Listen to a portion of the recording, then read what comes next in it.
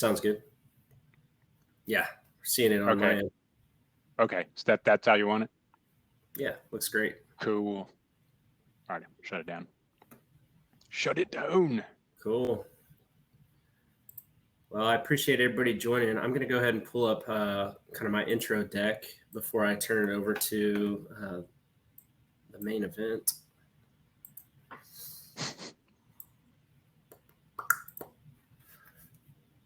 Perfect. Can you guys see my screen? Are you seeing the Can see it. We're seeing the presentation. Fantastic. That's great. I love it. Yo. Here we go. You can go back to full screen and change the display settings. So yeah, there you go. There we go. Perfect. I still Welcome, feel everybody. This is nice. Yeah, see, this is why Kelly joins to save the day.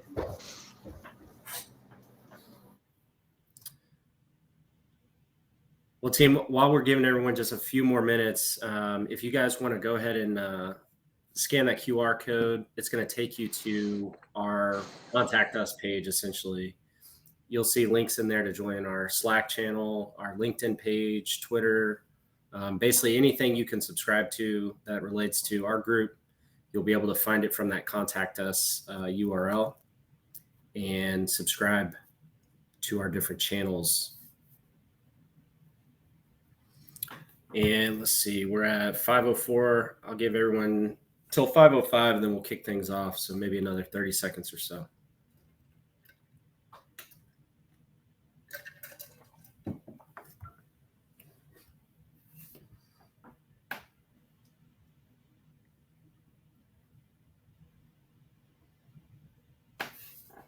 All right. Did Abe say he was coming?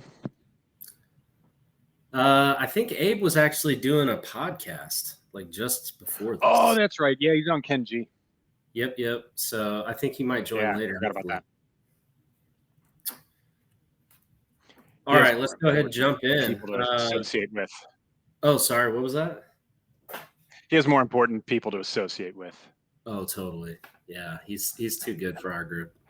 I mean, he's just copying me. I've already done Ken G's show like a year ago, so he's kind of late to the game there. That's hilarious.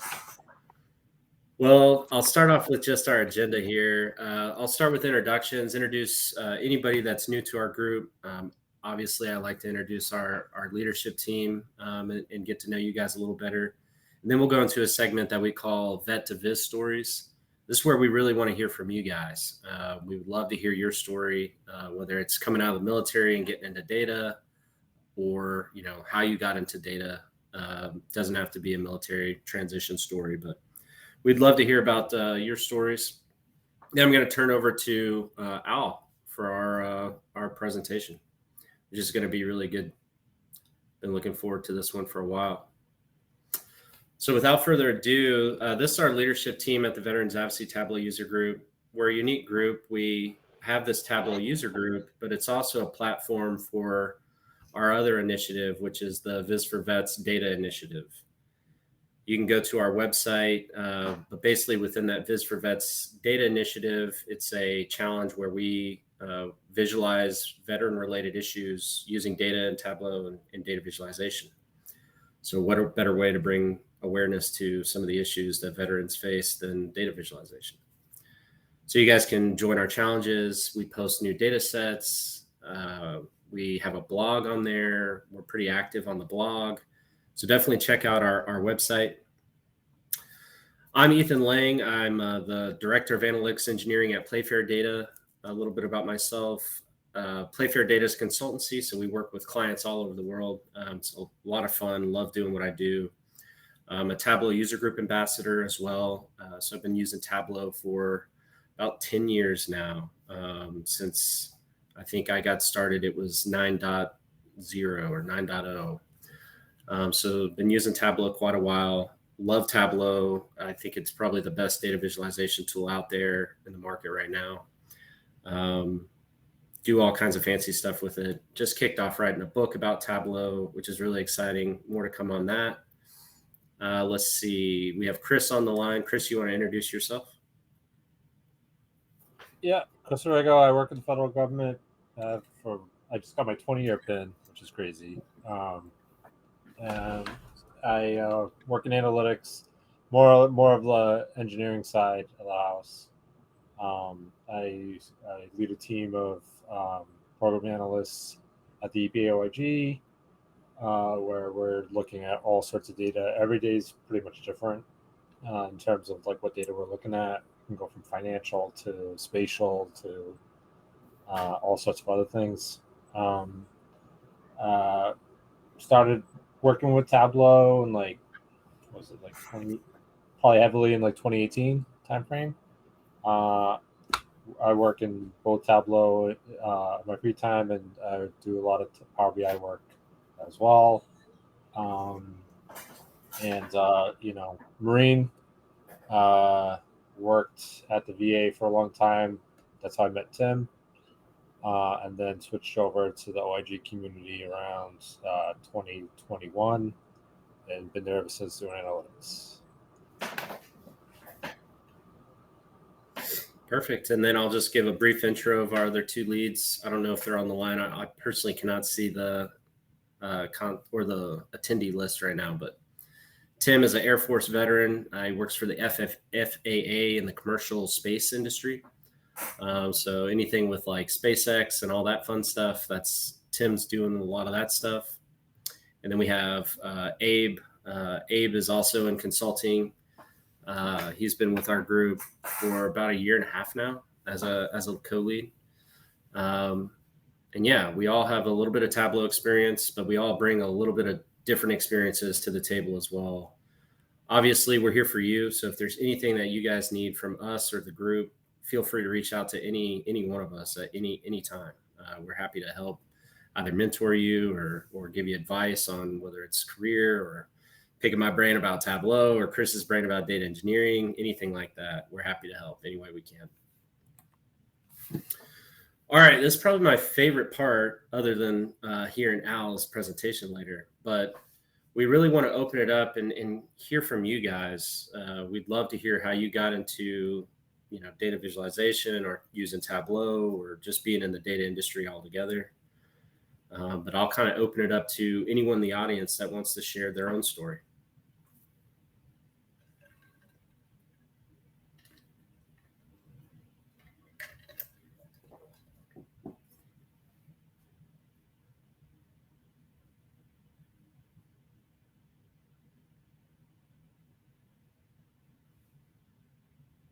Any takers?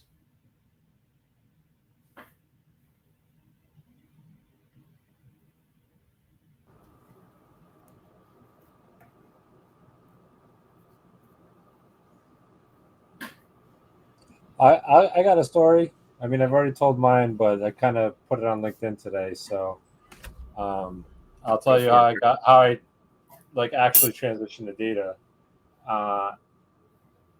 Won't say when, but at some point we're having one-on-ones. Director calls me in and tells me you got to get out or get up. They had people that they wanted to promote into my position, and they're like, kind of need you. You can't stay. You don't have to go home, but you can't stay here. Pretty much was the talk I had. A little bit more professional than that, but yeah. So I knew I wanted to get into data.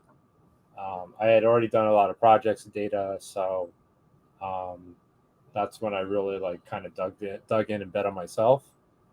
A lot of times going through this whole transition to where I'm at now, I honestly like underestimated my capabilities, and that was a mistake because a lot of the stuff that you can figure it out, you just need time and practice.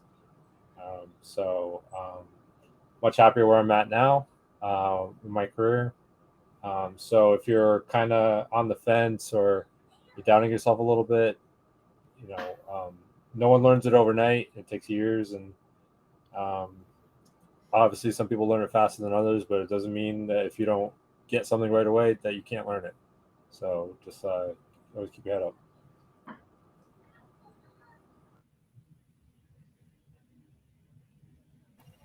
I'll go ahead and say something then.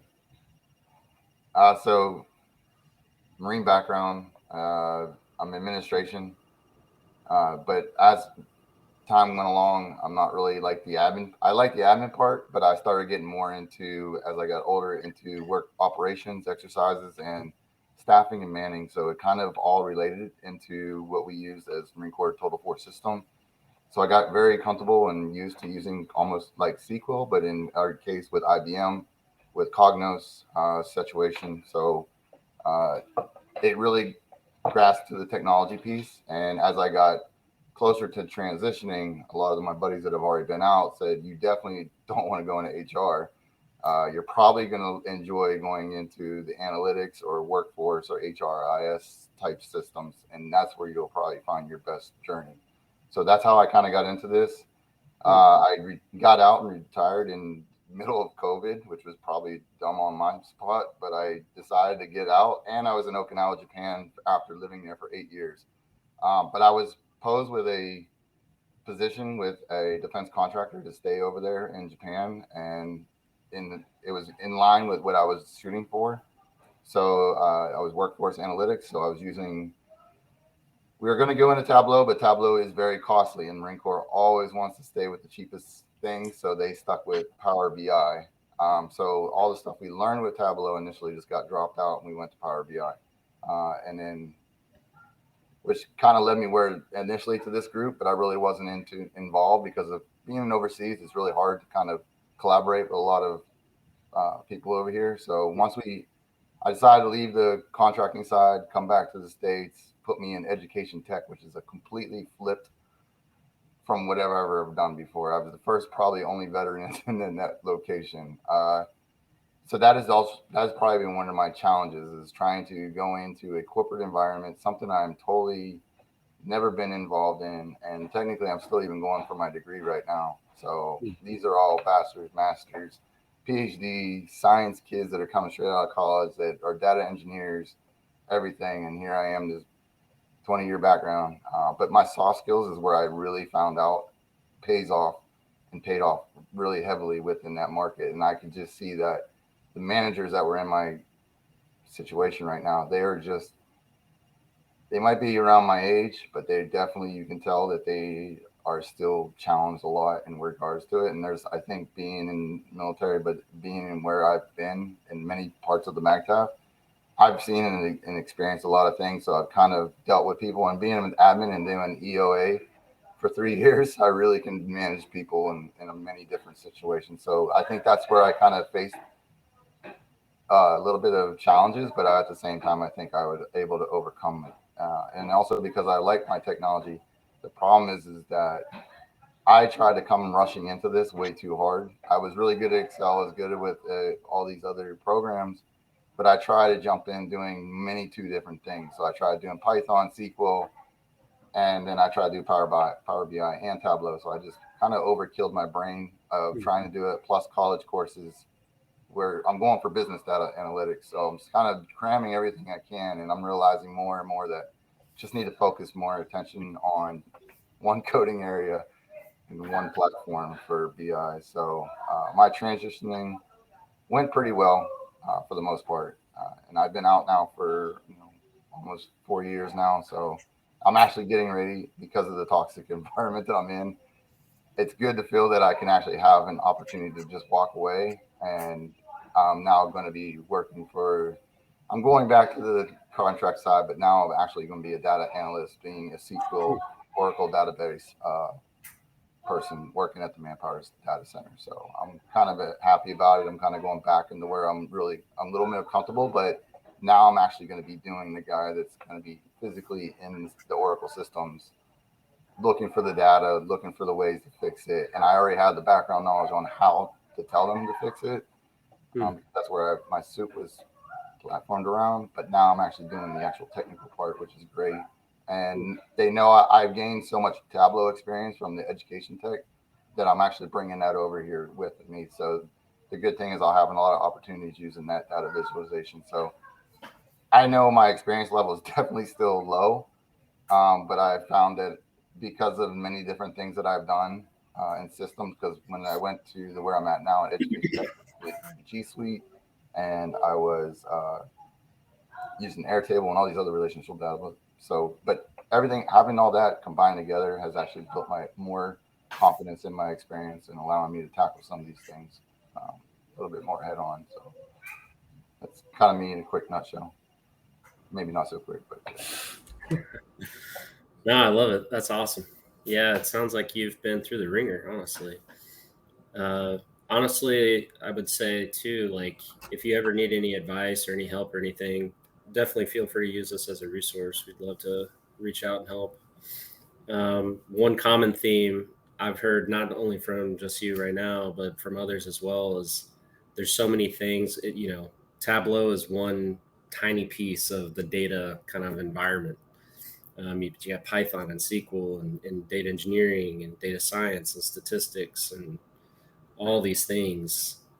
So a lot of folks kind of get overwhelmed coming into data, especially with requirements that the corporate world has when it comes to hiring just a data analyst. They want Python and SQL and this and this and this.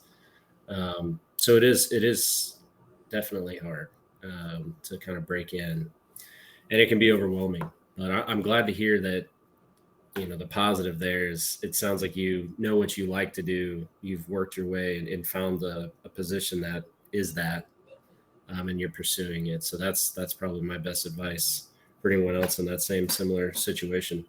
Yeah, to piggyback on that, I would just say like you learned a lesson that I learned too, where it's like don't try to swallow the whole pig, take bites. Um, it's just like there's too much to learn. Number one, number two, um, and I think like between jobs, especially when you change jobs, you might be comfortable in one thing, and then all of a sudden the job that you switch to, they're doing something else, right? Or you might go to like a government position, and there might be restrictions on what you can install on your VM or something like that. So the main thing is be nimble. But if you have a lot of domain knowledge like you do, like that's usually pretty gold. That's gold because you know how to ask the right questions. After that, it's syntax on how to get the data. It's just syntax after that. So domain knowledge, especially like when you're like people are diving into tables, like you can have the best SQL person in the world, but if they don't know what the data is, it doesn't mean anything. For sure. Got maybe time for one more if anyone wants to jump in. Sorry, I just got here, everybody. We can begin now. Oh, Abe, blessing us with your presence. Appreciate we just finished. Oh. Yeah, we're just wrapping things up, Abe. Oh, okay. All right, I'm going to go jiu-jitsu now then. All right. Let's go ahead and move on Look at that to our main event. Albert is joining us here. Albert's an Alteryx customer training instructor. He's the mastermind behind #LinkedIn Hard Mode. If you guys haven't participated in that, it is hard, as the name implies. It is definitely hard. Albert might touch on that, how you guys can get involved in those kind of social media things that he's running. He's also been able to accumulate over 25,000 followers on LinkedIn using some of the skills that he'll be talking about in today's presentation to grow and extend his network and his reach. So without further ado, I'll turn it over to you. It's funny. Did anybody else get hit with the bot purge recently on LinkedIn? Like see their follower numbers go down?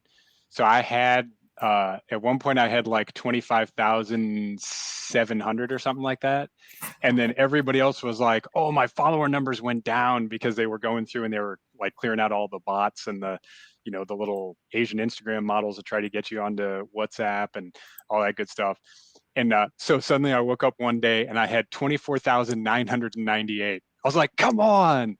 So that day I got to break through the 25,000 plateau again, which was super exciting. Maybe just for me. I didn't make a post or anything. All right. verify you see my screen. Perfect. Yep. Okay. Okay, Kelly, I was looking at Kelly's comment that says, yeah, I still join these, you didn't know. And I was like, wait, you like join bot groups or something? I didn't know what she was talking about. All righty. Yeah, so I have come up with a totally new talk. Kelly was asking me if I was going to do the same one again. No, I got so sick of that one. It needs a complete revamp. There's parts of it that I look at and it's not cringe so much. I still like the talk. It's a good subject, but there's just so many different things I've learned, and it's been a long time since I revamped it. So maybe if we go another year and I get invited back and I don't drop too many F-bombs here today or insult too many people, then I can revise that one and like update it for a new generation. But I have a whole new slideshow. Now, I will give you one brief caveat. This slideshow is a work in progress. And by that, I mean, I was actually sitting there typing speaker notes while we were doing the vet to viz portion. So please be kind. I am kind of a professional speaker, which is really weird to say. But yeah, anyway, so let's see how it goes. What's the worst that could happen? So this talk is titled 6 Degrees of Network and Branding, and it took me like 3 beers to come up with that title. So I sat down and I realized that it was literally about 2 years on the clock that I went from Marine artillery and just trying desperately to figure out how to get into this data realm and how do I meet people? Who do I need to know? What do I need to be? What should I look like? How should I train? And go from there to getting hired on at Alteryx, which was a dream job to the point that I couldn't even have fathomed that, hey, in 2 years, this is what I'm going to be doing. It wasn't even really in my realm of possibility. I didn't know that the job was there. But yeah, it was a good 2-year stretch. And just looking back on it, I managed to nug down a bunch of stories, which Abe is totally sick of hearing because he has heard all of these stories multiple times and he knows many of these people personally. But all of these stories I could nug down to 6 people. And so 6 degrees is just kind of one of those cool things. And so I said, hey, it's a snappy title. Let's go with it. So yeah, let's dig in. Oh, did I unshare? Son of a. This is why we can't have nice things. You're just building suspense, right? Just getting us ready for the next exactly. slide. Okay, now I won't share. Oh, yeah, I like minimize my screen, so it's hard to do. Okay, now I'm sharing again. Yes? Is it visible? No. Ken G said There it hi. I just got off the podcast with him.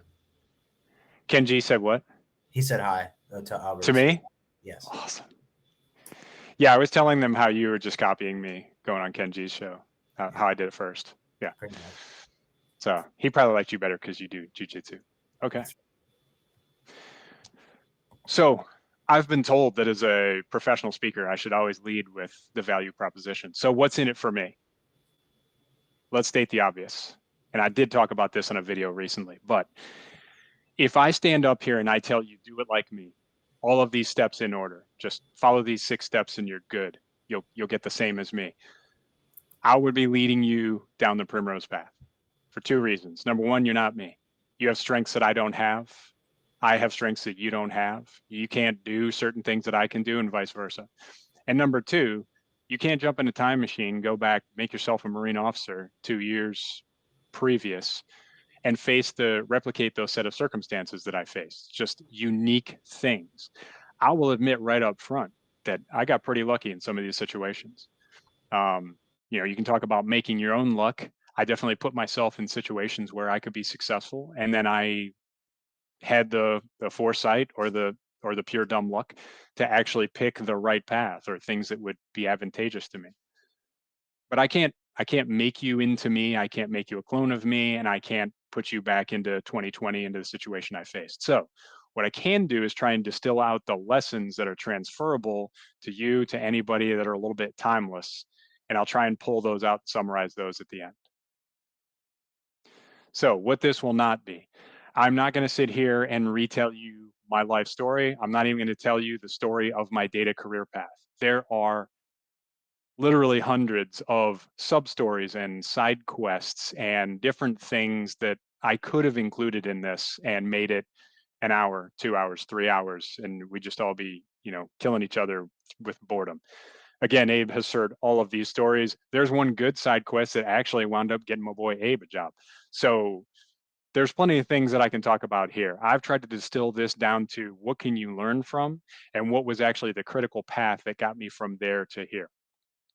It's not going to be a step-by-step how-to guide to a data career. It's not going to be a technical discussion. I'll say yay Alteryx once or twice through here, but this is not me recommending that you study Alteryx. It's also not a recommendation for a concrete study path. It feels like people in data often are kind of looking for these things, whether it's on a podcast or whether it's, anytime they get a Q&A or something like that, should I study Python or R? Should I do Data Camp or Data Quest? Don't care. Do what you like. So here's a brief backstory for those of you not familiar with how this particular situation set up. In August of 2020, I decided to retire from the Marine Corps. At that point, I had 14 months until my earliest eligibility because I was still paying back for the master's degree that the Marine Corps was nice enough to put me through. At the time, I was the XO of a 1,000 Marine Artillery Battalion, and I was still in the thick of that job. And oh yes, we were still in the thick of COVID. We were still missing 0 field ops going out there shooting artillery with little fuzzy masks on in the summer's heat in Camp Lejeune, fun. So with all of that busy stuff going on and no real end in sight, I had 2 opportunities to get transition stuff done. Throughout my day, I would get little 5-minute breaks, and I had a 35-minute commute every day from Cape Carteret to the 110 CP at 5 in the morning and back again at 6 or 7 o'clock at night. So after I started going to Mike Quinn's webinars, however many times I actually attended them, I took up LinkedIn with a fury. And so LinkedIn was amazing because I could just pick up my phone, take a little break from my emails, meetings, formations, whatever I had to do, pick up my phone, answer a couple of questions, make a couple of comments, meet a couple of people, and it was great. And then the other thing I did with my drive time was I started listening to podcasts and YouTube in my car, the trusty mobile analytics unit. So this is our cast of characters, this motley crew. So these are the 6 people that took me from that point where I decided to retire and when I started looking in earnest into what can I do, and brought me all the way to where I am today, or where I arrived in January of this year when I got hired at Alteryx. So the first character we're going to meet is Mr. John David Arianson. So John David Arianson is a podcaster. He does a podcast called How to Get an Analytics Job. So as you can imagine, when I started Google searching what is data science and how do I get a job in analytics, that cleverly named podcast was one that came right up. The cool thing about him is he's right up the road from me in Greensboro, so not really right up the road, it's 4 hours away. But I started out my relationship with John David with this clunky email, basically telling the man my life story. You're only getting a small snippet right there. I went on at some great length. I will tell you, I don't recommend this tactic. This won't be one of the overarching lessons here today, but yeah, that's not the way to go. Do just the regular messages. But you can see that I went in there, and some of the lessons that I teach people on how to connect are evidence in there. I tried to find common ground with the man. I tried to create some interest. There's not too many Marines retiring and getting into data analytics and saying, hey, I listened to your nerdy podcast. So John David responded to this right away, and he invited me to join a resume review project he was working on. I immediately said yes. So we met. He and his work partner revised my resume. That particular project never actually got off the ground, but it did get me onto his radar screen. So when I popped up again on his radar screen at the end of that year, and he was hard up for guests on his podcast, he invited me on to tell my story. So my first appearance happened because he saw one of my LinkedIn posts talking about how my metrics had shot up after one of Mike Quinn's webinars. So you can see the graphic that I posted on LinkedIn there, and there's him leading into the guest spot talking about that post and what I was doing. And you can see the numbers themselves are actually pretty pedestrian. I mean, Like I didn't even top 200 views. If I got those kind of numbers now, I'd probably cry myself to sleep. But the visual is pretty compelling, and that's what caught his interest and his attention. And hey, when you don't have too many podcast guests, you'll kind of take whatever you can get. So as a data-driven post, so it was appropriate for the context. And then through that and through listening to Mike and his networking and branding advice, I started rebranding myself as a transitioning service member. And I remember at one point in my headline, I put in the word veteran instead of 110XO or Marine Major, or think in that you can, if you squint real close, you can see on that post, it still says Marine Officer. Shortly after that, I said, you know what, I'm a veteran, a year out from retiring. And I caught a ration of crap from some of my coworkers, but I explained to them, hey, this is a brand. I need to appear as if I'm out and I'm ready to move on with the rest of my life, even though y'all know I'm coming to work every day. So there's me appearing on the show. There's me in my old house where I didn't have an office yet. So that is, in fact, my master bedroom in the background. So he had me on to tell my story. And then having the LinkedIn presence that I had, I helped to promote that video, and it did fairly well. You can see 600 views now. We probably got 200 or 300 at the time. That aired in November of 2020. In December, he sends me a message. And he says, would you like to take over the LinkedIn page for the show? You can see I thought about it for about 40 minutes, and I said yes. I think I actually was laying in bed, and I asked my wife, hey, do you think this is a good idea? So I took that over, and initially it was supposed to be a 1-month project. Worked on it for quite some time. It was probably 6 or 7 months all told. So in December, he asked me to take over the show LinkedIn page. I took it over the next day. At some point within 3 months, I had 10x the follower count. Within 6 months, I had 20x the follower count. We built a community that I dubbed the super fans, of which Mr. Abe Diaz was kind of an OG founding member. And then in February of 2021, this was going so well, John David asked me to be one of the first guests for his new season in 2021. And I was teaching his students. He's actually an adjunct professor at Greensboro College.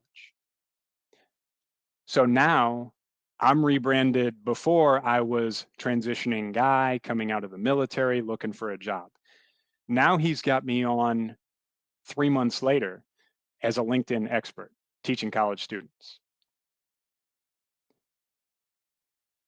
At one point, I asked John David why the show didn't have an Instagram and a Twitter account, to which he replied, I don't know, why don't you start one? So I did. So now I started thinking, well, I'm the master of all social media for this channel. Eventually, I think the LinkedIn page now has something like 15,000 followers.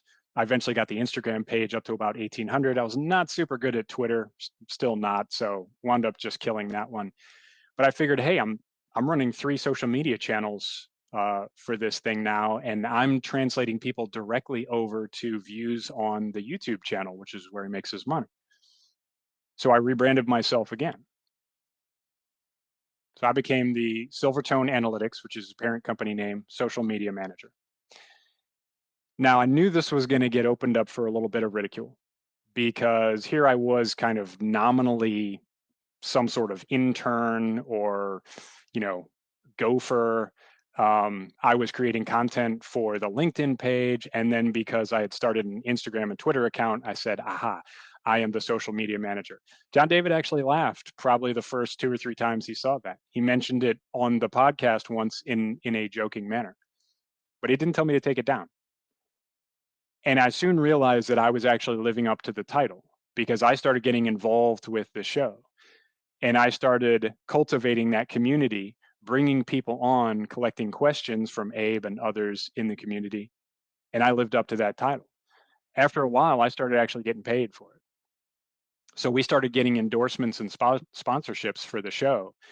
And it was small amounts of money, couple $100 here and there, relationships, some free stuff from an e-learning platform.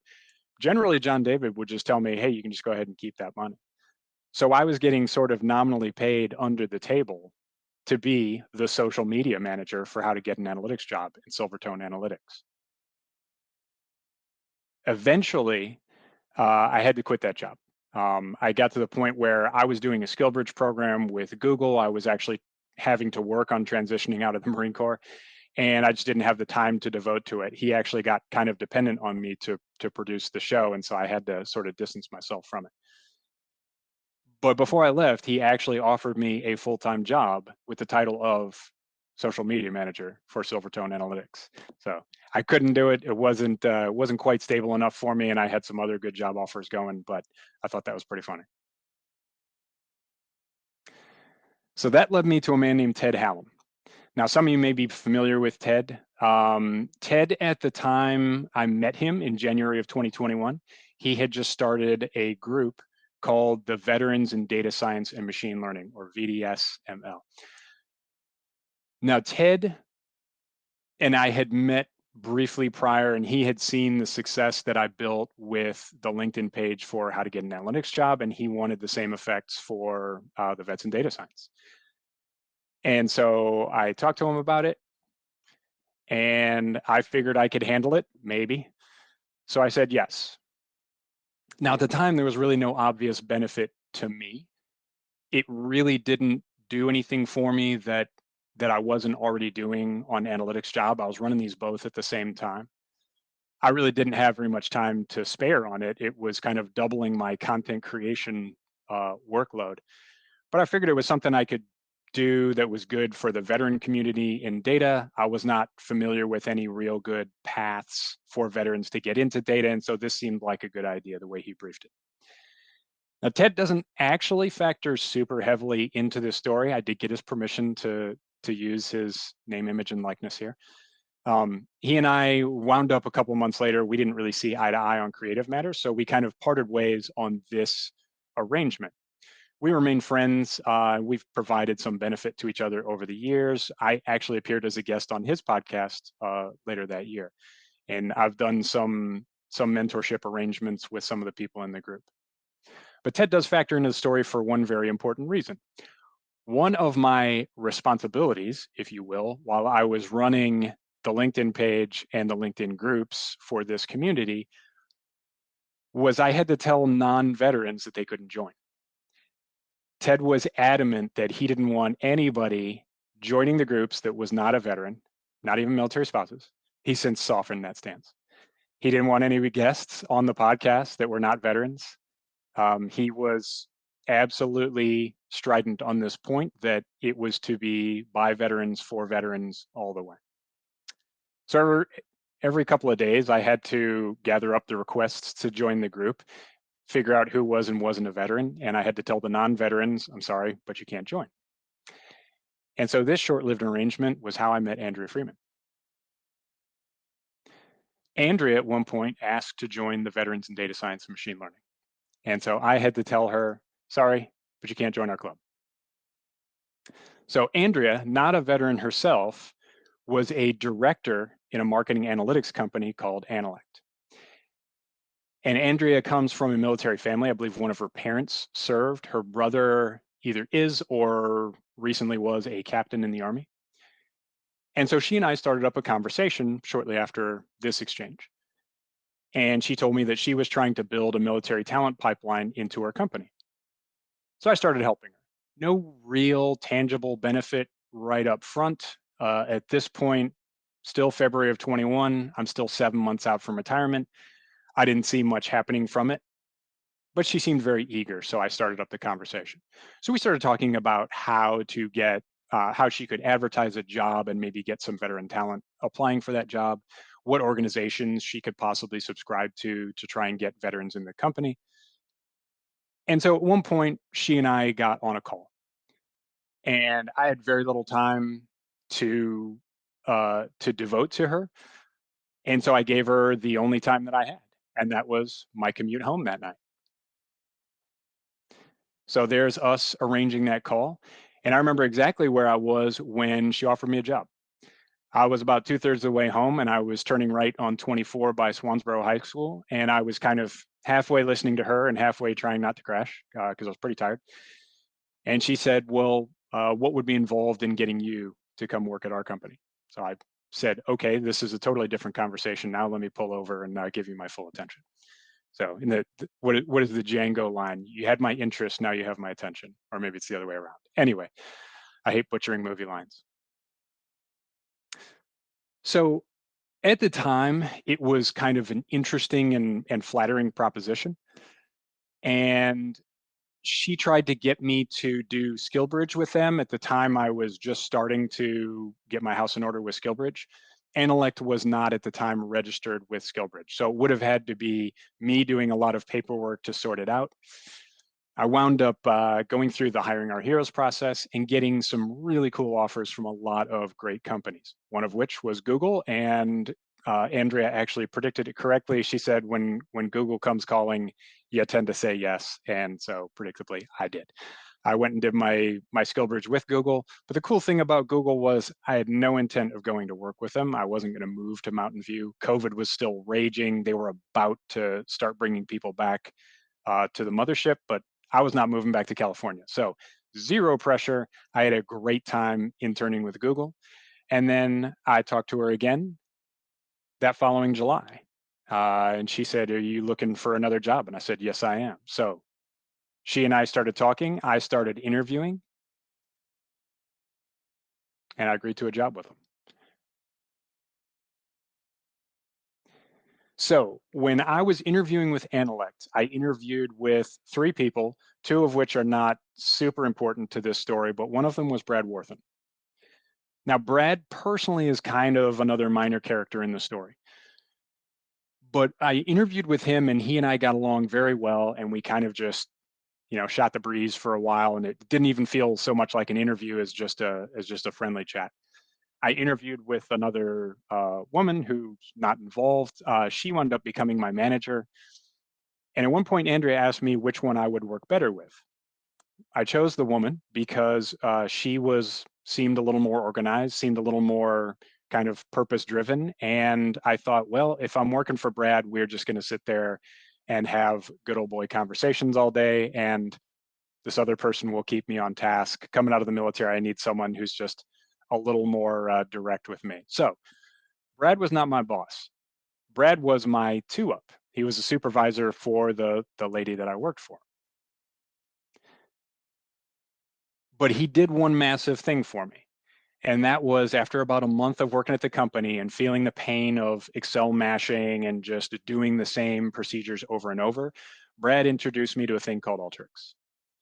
Now, I'm gonna put this nicely. Brad was not terribly skilled at Alteryx. He got by. He knew the kind of very basic blocking and tackling. But he did demonstrate for me, he did get me kind of dragging and dropping my first tools onto a tool palette. And so I was immediately off and running. So just like Anakin and Obi-Wan, the student soon surpassed the master. A couple weeks later, I was actually teaching Brad how to improve a lot of his workflows that he had been struggling with for some time. Now, Brad was important for one other reason, and that was that he encouraged me to brand myself as the Alteryx expert within Analect, which was kind of funny because there were some other people within Analect that actually were really good at Alteryx. They just didn't use it quite as often as I did. Once I accepted that title, that mantle as the subject matter expert, I started to claim every Alteryx project that came along. And once my name got kind of synonymous with the system within those 4 walls, all the difficult projects that came along in Alteryx automatically were associated with me. And so they started getting to be bigger and bigger companies. At one point, I spent 2 weeks working on a project for Nissan. The projects got more and more difficult. They got more and more time consuming, and they started taking me away from marketing analytics work more and more. This actually down the road created a little bit of friction with Brad because he was the guy that was in charge of certification. So when I started getting Alteryx certs, he was very pleased. When I started blowing off all of the other BI programs that they had in order to only work with Alteryx, then it became a bit of a problem because he was trying to get people to certify in a Salesforce platform that we were contracted with. And so I didn't like the Salesforce platform. I didn't think it was a great one to work with. And so I just kept gravitating towards Alteryx projects as much as I could. But he did encourage me to niche down, and he did encourage me to brand myself and claim that role as the Alteryx expert within the company. Eventually, in, I believe, March of 22, project came along for a media corporate client. And I won't say their name, but it rhymes with Schmizny, and they make cartoons and they own Star Wars. So the project was a massive Alteryx workflow that fed their main streaming title marketing report. And the Alteryx leadership came to me and they showed me this workflow. And I mean, it was a stinking Picasso. This thing was a Frankenstein's monster that had been built over the course of 3 years. And it had like 3 heads that would like counteract each other, and everything was just inefficient. It was just a mess all over the place. It had 4,000 tools involved on one canvas. And they showed it to me, and I kind of panned and scrolled all over the screen and took stock of it. And they said, "Can you handle this?" And I said, "Sure." Spoiler alert, I was not sure. So we sat down and started figuring out how I was going to train and take this thing over. And basically, scientific wild ass guess, we figured it was going to take up half of my total work hours to work on this one project. And as you can imagine, that is a client that does not wait for their reports or for problems. So I got many calls at odd hours of the night and morning to fix this project. But I was taking this project off the hands of a man named Wayne Kramer. Now you can see that Wayne is not big into LinkedIn. As much as I tried to get him on there, Wayne is a very well-established data scientist. He is very happy working at Analect, and so he really has no need for a digital network. He has quite a robust personal network if Analect was ever silly enough to get rid of him. Wayne also doesn't have a huge part in this particular story. He was tremendously important to me as what became a professional mentor, a technical mentor, and a career guide, because he was the first person I told when I got my next job offer. But Wayne and I got along famously, and I really considered him a mentor. And then soon I was rebranded again as not only the Alteryx expert, but the guy that was untouchable because he was working on said report. So I started working on that project, Nissan project, other big projects, almost to the exclusion of all other responsibilities, which again, over time caused no small amount of friction. Anytime I got asked if I had time for another project by my leadership, I definitely had a blank check to say, I have too much of this other work to do and give it the Heisman. So my expertise at Alteryx grew, and my expertise at those other platforms kind of stayed at a baseline, barely adequate level. So once Wayne and I started working together on the project, we got along together very well. He was super appreciative that I was eager to take it on, that I wanted to learn how to make it better, how to improve what he had created. And so I felt like I started to get what we used to call the good dude dividend. And it's just two people that get along really well and they just want to help each other out. At one point, Wayne and I trained together on this project for a couple of months. And at one point he said, "Hey, the Alteryx Inspire conference is coming up. We have another ticket that I usually take," but he said he wasn't interested in going again. He'd been 3 or 4 years in a row. So he asked me if I wanted to go. So I said, sure. And that's where I met Esther. So Esther and I had actually touched base in January of 2022. So once I retired, I got a little pudgy, as some of us do. I got that freshman 15 after I took off the camis and didn't have to fit into a uniform anymore. And so in January the following year, I said, okay, New Year's resolution, we're going to do something about this. So my wife and I started doing 75 hard. So if anybody's done that, good on you. We actually just started it again for the second time around. But we start doing 75 hard, and you have to do 2 workouts a day. So I can't sling steel for 2 workouts a day. I'm just not built that way anymore. So I was doing a lot of cardio. And so what that meant was I got back into podcasts. One of the podcasts I got into was Alter Everything, which is the official Alteryx podcast. The first guest that I listened to on that podcast was Esther Cohen-Bezbrodko. Now, the interview was fascinating, and I touched base with her, and sought her out. You can see a much briefer and sort of more approachable message here. I didn't give her my full life story, but connected with her. The funny and somewhat ironic part of this story is we actually tried to get her as a speaker for this group. For whatever reason, the meeting didn't match up and it just never happened for us. And I know that there were some hurt feelings about that, some on my end. I figured something happened. I didn't hold it against her. She and I stayed on good terms.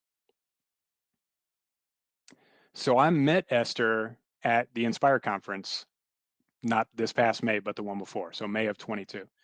And brief meeting, handshake, hug, something like that. Said hi, chatted for a minute or two. That was it. Esther and I did not have a ton of interaction, but I knew that she followed and would sometimes comment on my LinkedIn content. So I felt like that was still kind of a warm connection with her.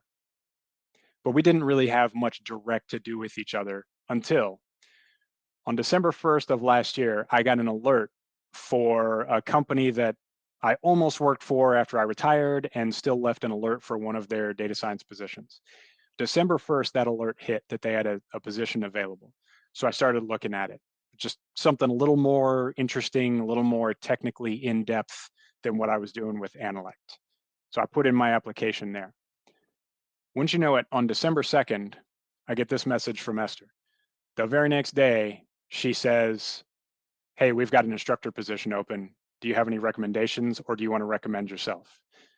So I told her, hey, I'm the only person I know that's qualified to do this. Let's talk. So she had me in for an interview. 2 weeks later, I had an offer in hand. So keep in mind, I had no inclination here. The other job was for a data scientist position. This is to be a software instructor. I had zero inclination prior to this to becoming an instructor. But as soon as she suggested it, the light bulb went on for me because I had always wanted to teach in some formal manner, but had never really gotten the opportunity in the Marine Corps. So I deviated from what I thought was my career plan based on an emergent opportunity that still moved me forward. I saw a passage forward with this job. So one thing led to another, she brought me on. Now, the kind of story after the story with this is, funny thing, I first met her on January 22nd, or first reached out to her on January 22nd of 2022. It was 1 year and 1 day later was my first day working at Alteryx, January 23rd of this year. I didn't even notice that until I put the slide deck together. The not so funny part is we went through a reduction in force recently. Esther was let go. And so you want to talk about a strange situation to, I give nothing but tribute to her. She's a wonderful person. And now the job that she hired me for, she has now moved on from. So strange things happen. So that is how we got in 2 years from Googling what is data science, essentially, to getting hired on at I don't want to call it big tech, but it's a big-ish tech company. So all of that biographical or autobiographical stuff, depending on who's talking, brings me to these takeaways. So I've got some networking takeaways for you. I've got some branding takeaways for you. And there were a couple I couldn't kind of shoehorn into those square or round holes. So I brought those off and I called them career strategy. I think it works pretty well. Keep in mind, still a work in progress. My networking takeaways are this. ABN, always be networking. I met Esther when I was not looking for a job at all. I met Andrea when I was really not looking to connect specifically with people in any field. And at the time, if you go back and look at that post, I still consider myself a supply chain analyst. Marketing analytics was the furthest thing from my mind. It wound up being perfect for me and I loved it. But always be networking. It breaks my heart when I see people get a job and then they drop off LinkedIn for 6 months. And the next time you see them is, oh, I got fired. Here I am again. Best of luck, because your network is now cold. So you got to put in an appearance every once in a while. You got to talk to people every once in a while. Look up those old friends. Lean forward. You need to initiate contact. It's not enough. You can make a wonderful LinkedIn profile and you will get some inbound leads, but you're most likely not going to get the volume and the quality of people that you want to connect with unless you're reaching out to them. You initiate contact, you tell them why they're interesting and why you're interesting and why you should make a connection. I believe in targeted networking. I always talk about this. Now, you don't want to be a sniper going for one shot, one kill, nor do you want to be a stormtrooper where you just spraying your efforts everywhere and being a LinkedIn open networker. You want to cast out many lines. I love to talk about when you've got a patch in your yard, those of you that own a home, you've got that one patch where grass is just stubbornly refusing to grow. And somehow you sit there and you, with your Mark 1 calibrated eyeball, you figure out, hey, I need 1,000 blades of grass to cover this patch. Exactly 1,000. Are you going to count out 1,000 grass seeds and carefully place them in strategic locations in order to grow those 1,000 blades of grass? Hell no. You're probably going to put down 10,000 at a minimum, saturate the area, and hedge your bets. So, not a sniper, not a stormtrooper, but you do need to get out there with volume. Don't ever fall in love with one contact, especially if they're not somebody that's particularly active and communicative, or if they're like multiple levels above you in the sort of data hierarchy. You want to target people that are a little bit ahead of you in the game. And so that's the target networking. You need to bring in some marketing principles there and figure out what is your archetype? Who are you looking for? The number 4 is you want to engage them on their terms. When I went and I sought out John David, when I went and I sought out Esther, I went and found content and things that they had done that they cared about. And I engaged them specifically on those things. Hey, I love this about your podcast. This guest was great. I really enjoyed when you talked about this. Have you ever considered something else? If you can show interest in what they're doing, if you can make suggestions for them to improve, politely, of course, you can engage them on their terms. You go to where their heart is, which may not be on LinkedIn. Do they have a blog? Do they have a website? So that's getting them where they are. All of these things add up to the principle that I usually tell people with connecting, that I like to sum it up by saying PEH. You want to be polite, you want to be engaging, and you want to be humble. You're the one asking for something. So always be humble and always remember that you're the one asking for a favor. They didn't come to you. You always want to be polite. And you always want to be engaging because you want to tell them, hey, here's why I'm interested in you. Here's why you should be interested in me. And here's how we can benefit each other. Don't hit them with a pitch, though. Number 5 is that good dude dividend.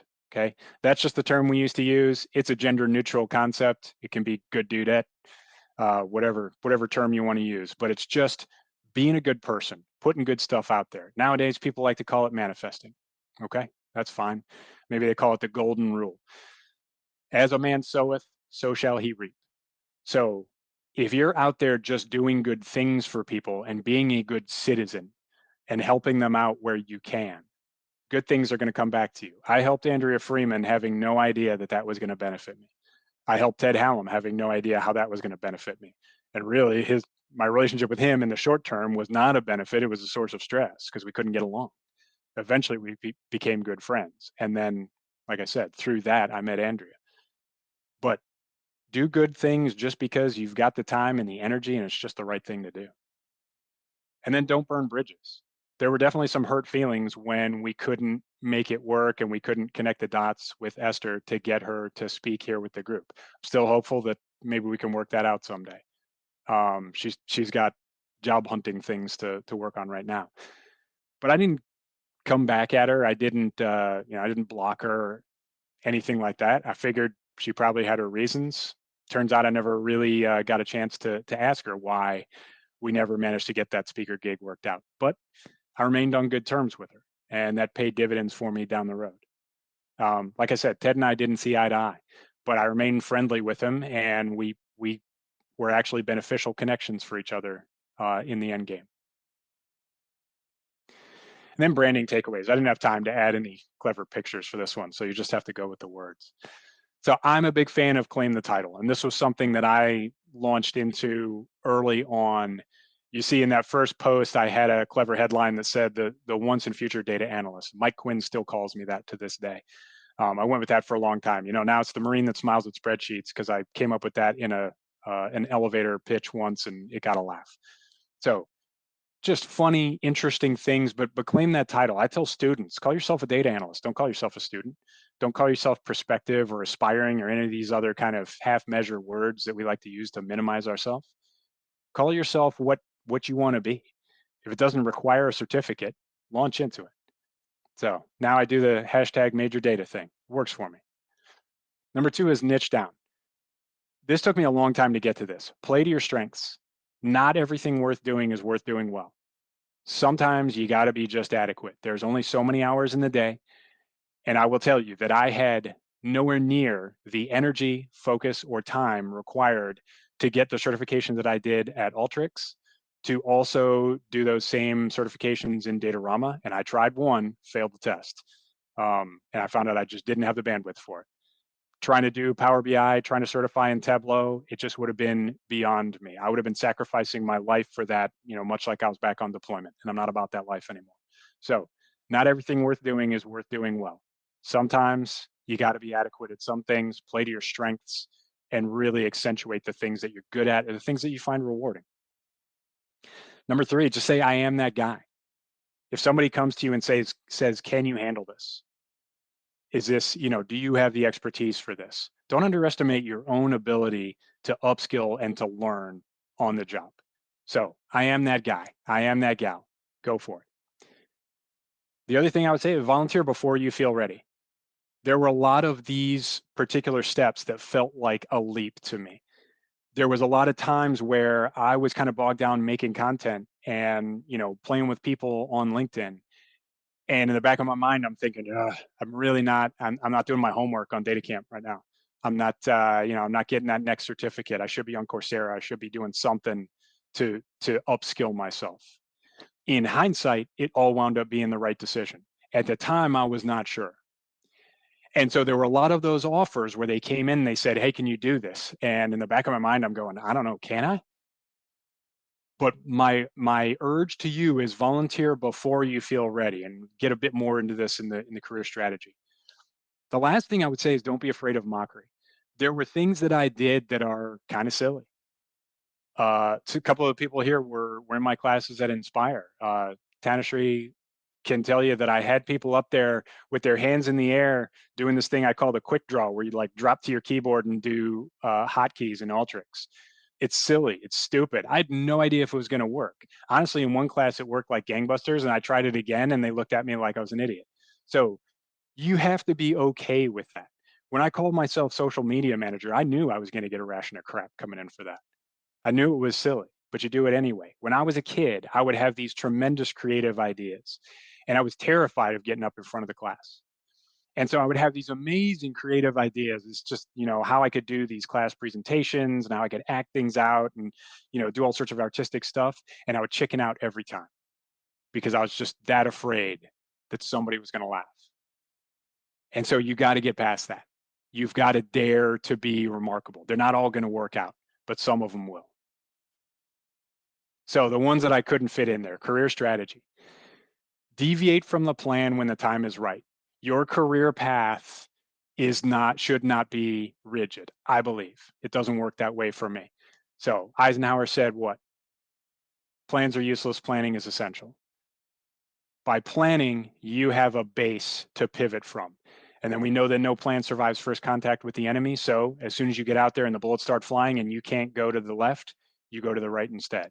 So when the time is right, you deviate from the plan. When that opportunity presents itself, you say yes. And that leads into always accept opportunities if you think you can handle it and they move you forward. I had no idea that I was headed for a job as an instructor. I had no idea that I would get a chance to improve my public speaking abilities, that I would be getting up in front of 1,200 students at Inspire this past May. But it happened. And as soon as I heard it, I said, that's it. That's going to move me forward. So that's what I have for you. In conclusion, be bold, put yourself out there, have some stinking confidence. Don't let that imposter syndrome steal your joy. And just honestly think to yourself, this is kind of tongue in cheek, but I said this to myself before every single class I taught in Inspire. What's the worst that could happen? I screw up, I forget my notes, there's a long pause, it's a little awkward, somebody coughs, and then I'll get right back on it. So when you think about that, it doesn't seem that bad. Whew. Did I hit my time hack? Probably not. Sorry, I was awkwardly slow clapping. Appreciate you, brother. All right, let me put y'all back on the Senator monitor again. What do you guys got? Oh, we didn't drop any numbers. Kelly had to leave, but we actually have more attendees now than when I started. Dang, I don't think that's ever happened before. I think we broke a record here. It's good. It lives forever on YouTube, right? That's right. All right, what do you guys think? What can I improve? So Al, this is Tim. What's up, Tim? So how could you transfer personal branding to perhaps like, I don't know, growing, say, a veterans data analytics group such as this one? Like a Tableau user group? Yeah. Oof. That is, I tell you, I have done a terrible job. And I knew when I came off of how to get an analytics job, I was like, man, I really should write down a lot of this stuff, because the learning over that probably 8 months that I really worked on it was tremendous. And I just have never, life got in the way and I had to transition. I just never gotten around to it. But it's tough. There is, like, promoting an entity or an organization is a whole different ball game. The personal tricks and the face-to-face, kind of the virtual face-to-face engagement that works for people does not work for organizations very well. So there's kind of a whole different science to it. I barely got to the point where I was good at it. And then I've started a couple on my own, and it's just, I've never had the energy and the time to put into it. By the end of working on an analytics job, is like, oh no, you're gonna have to pay me a whole lot more to get me to do this, because this is a lot of work. Yeah, it's tough. You've got to. The one thing that I would say that I really remember is, if you leverage the organizational and the personal in tandem. And I feel like y'all running the group do a pretty good job of that when it's time for a talk or a meeting. I feel like it's got to be a bit more consistent. That if you can, do you have an org page, or is it just the group? Like a website? Yeah, you can make a business page on LinkedIn for the organization. Yeah, we have a group page link. Okay. But I guess we were actually going back and forth on whether to grow that out or what the use of it really is. Yeah. And things like that. So groups are super tough on LinkedIn. They always talk about they're going to do more with them. It never really happens. So I would say, like, making an organizational page, there's a lot you can do with that. You can create different kinds of content with that. And you can comment as the group on relevant stuff. So, but I would say, yeah, if one or several of you are willing to put in some more time and more consistent time kind of throughout the month, even just a couple of days a week, to put out content, make an organizational page, put out content from it, interact with it as the admins. And then, people will not interact with an organizational page by and large, but they will interact with you if you're on there. Yeah, I think Abe has a lot of time on his hands right now, so we can. Oh, too soon. I supposedly had my first day of work today. So Okay. time is about to be scarce. All right. Just kidding. We love you. No, I appreciate that. Because no worries. Many times we've actually been told, and we appreciate the feedback, that we actually have a branding problem. So we're trying to get past that and seeing what direction we're actually going in with this whole thing. So yeah, but it'd be interesting to kind of brainstorm some ideas. Are you locked into the name? The name is a little clunky, I thought, but So Yeah, we yeah, can talk. yeah, we can go offline at some point, but just real quick, it used to be called Veterans Tableau User Group, but then people were like, "Well, I'm not a veteran, I can't join." So then we changed it to Advocacy. Okay. So it is. You're right. It doesn't roll off the tongue. Could be veterans and allies. You wouldn't have to change anything, and then it would, it's kind of, that's kind of the accepted and known terminology of, hey, you're not part of the group, but you're with us. It's a really good. I it's like an idea. veterans. Like, where were you before? And we did the coin?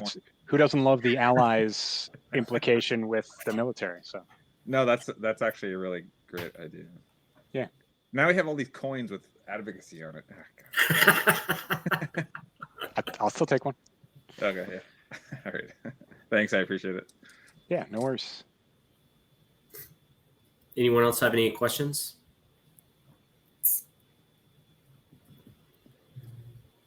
Let me take my Yeah, Q&A I'll throw a slide question down. out. Albert, how would you recommend reaching out to people in a way that is sincere, or maybe doesn't come across as very kind of formulaic or very flat? Like, I find It's a lot of funny you connections ask I that, get. Arthur. I have a YouTube video with like 1,400 views that talks exactly about that. Yeah, if you just go search my name on YouTube. That's one. I don't have that many. I got like 30 some videos, but yeah, that was like my biggest one. Probably because Luke Bruce got on it and endorsed it, and so all of his little followers came on and watched it. But yeah, it's also, you can see how overweight I was before I started 75 Hard last year. So no, there's kind of a science to it, and you're restricted by 300 characters, so you can really get like 6 or 7 kind of brief sentences out of that space. But yeah, the thing that I recommend is just give them a polite greeting. Make sure you spell their name right, especially if it's one of our non-Anglo-Saxon type folks where the autocorrect tends to mess with their name, especially in data. We got a lot of Indian people, and autocorrect does wacky things with y'all's names. So yeah, make sure you spell their name right. Polite greeting, and then just, who are you and why are you interested in them? So just create, if you've got some sort of common thread, if you went to the same school, if you're both veterans, if you're whatever, touch on that. And then just talk about, hey, what are you trying to do? Why are you networking? Yeah, don't pitch them on anything. Don't ask for a referral or resume review or anything. Your asks should be simple. Your ask is a connection. I'd like to connect with you and get to know you better. And it comes off a little creepy sometimes, but yeah, just establish mutual interest and just be humble. I'd love to join your network. So I say that, me, of the 25,000 followers, if I'm connecting with someone that has 500 followers, I ask to join their network. That to me is just good business. And so, if I'm reaching out and I'm sending the request, I'm the one asking for something. So I'm the one that needs to be humble. Gotcha. Thank you very much. Appreciate that. Yep. So I have a question. So if you want to talk about creating value, right? Because a lot of the posts I've noticed like kind of create value for people. Like, this is something that's interesting, or we think is interesting, or somehow creates value for them. How do you bridge the gap between like making sure you don't do free work for people, but then also like actually doing something that's interesting that would create some type of value?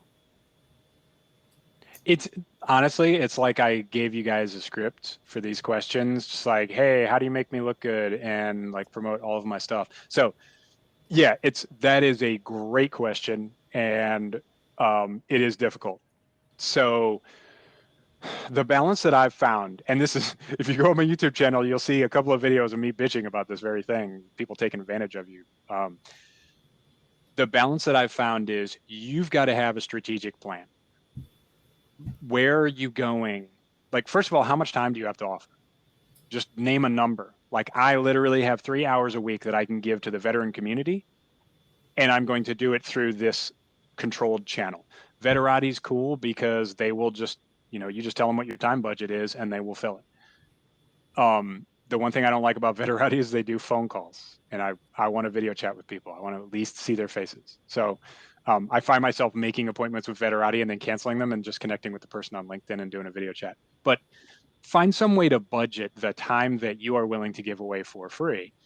And then if you're building towards some sort of profit-seeking venture, as I am with the resume reviews that I'm doing right now, just know, like, set a limit on it. Like, how many am I going to do to build skills? How many am I going to do to kind of get a client base and get recommendations, get people to review me? So if you're doing something free that you eventually want to make money off of it, just quantify that. What are you doing for yourself? What are you doing for a project? What are you doing to, to build something tangible that's eventually going to make you money?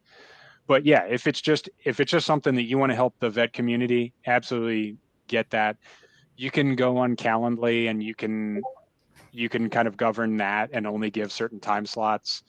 You can go on Veterati if you register on there and just say, hey, I'll give 10 hours a month, no more than 3 per week or whatever, and they'll just kind of parse that out for you, and you tell them what your time slots are.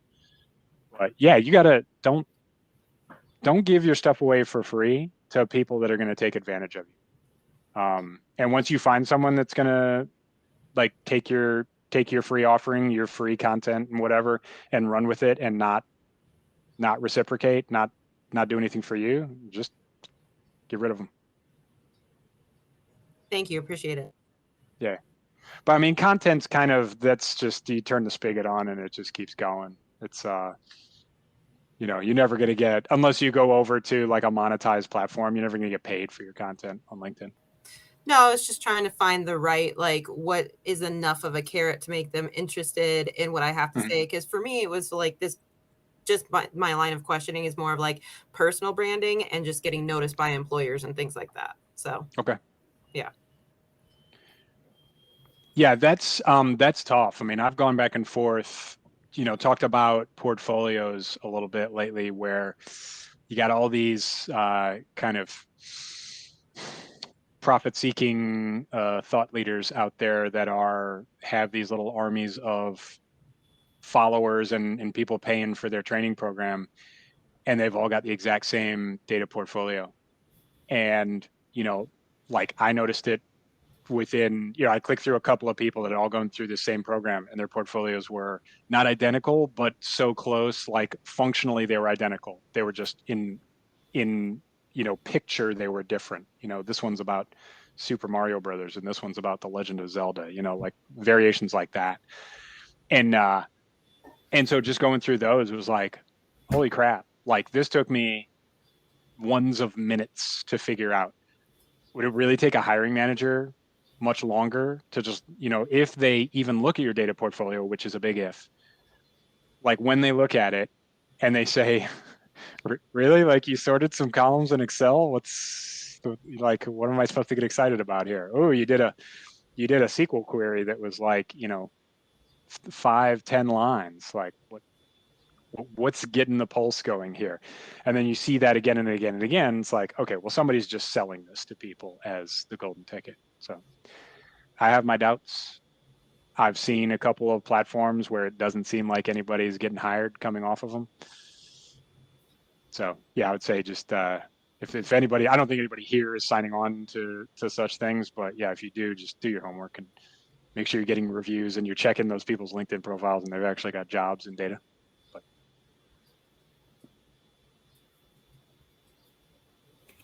I got one, Albert. Do you know? So always be networking, as they say, or as you say. Yes. So I'm like Troy Polamalu. I'm never not networking. Yes. You're not a football fan. You don't know who that is. Troy Polamalu, everybody. Yeah, I know. He had the hair. Oh, okay. Gotcha. Yeah, you Yeah, know him from the shampoo commercials, so, youngster. So let's say you do all this networking, you get your job,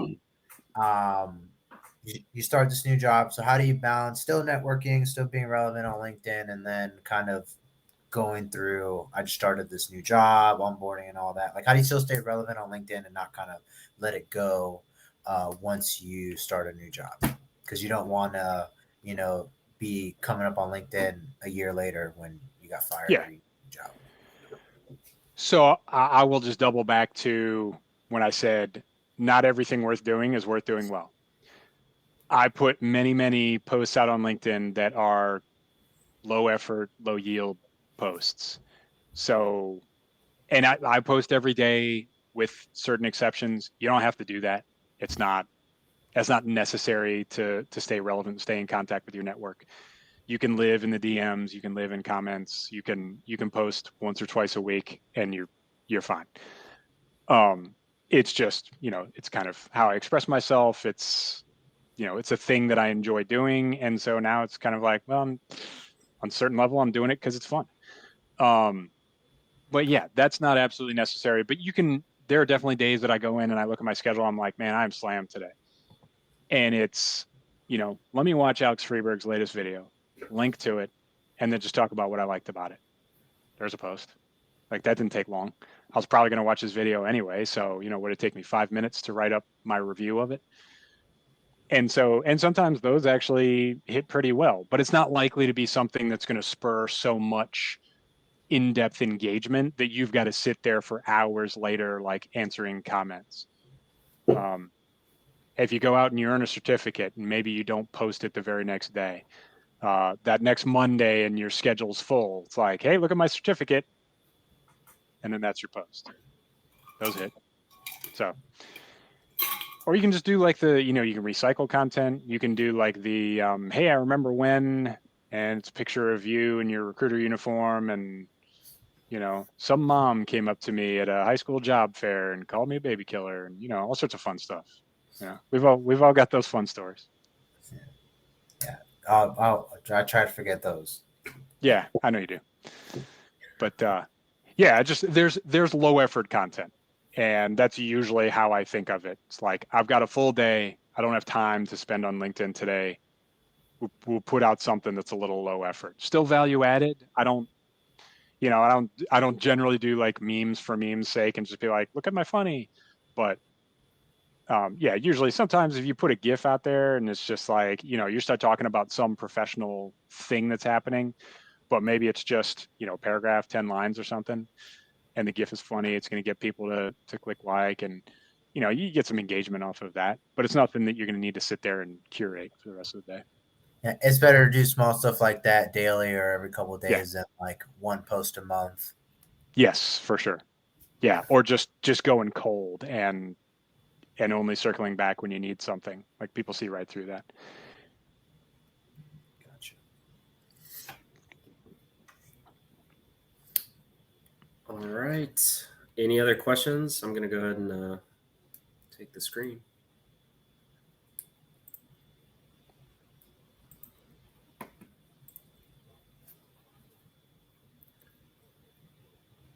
All right, folks. Well, just a few more things. If you haven't checked out our job board, definitely do so.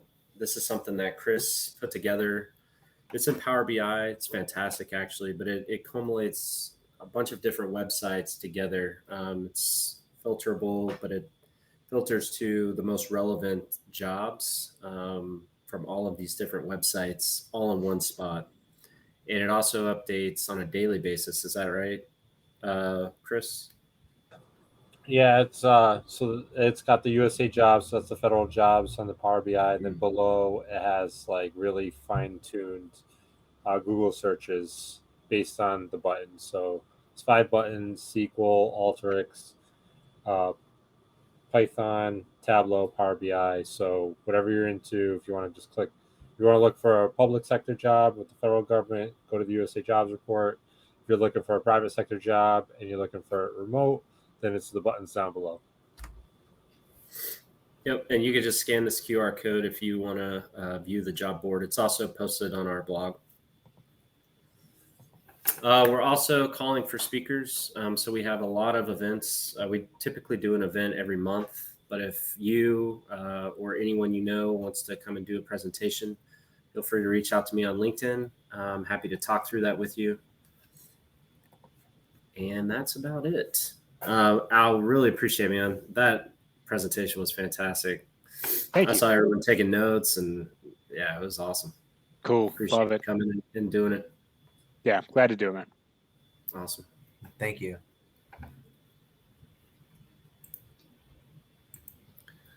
Folks, that's all we got. Appreciate it. feel free to network, or if anyone else has any other questions, happy to answer them. Yeah, if we're not connected, send me a connection. Don't follow. Got to bypass the follow button. Is it okay if they skip? Don't add him a note. Don't add a note.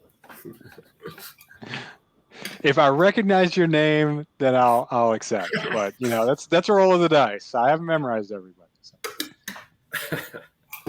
I am connected with most of the people here. So yeah. Well, thank you very much. Have a good night, guys. Appreciate it. Thanks, everybody. Take care. Thank you. Love you. Bye.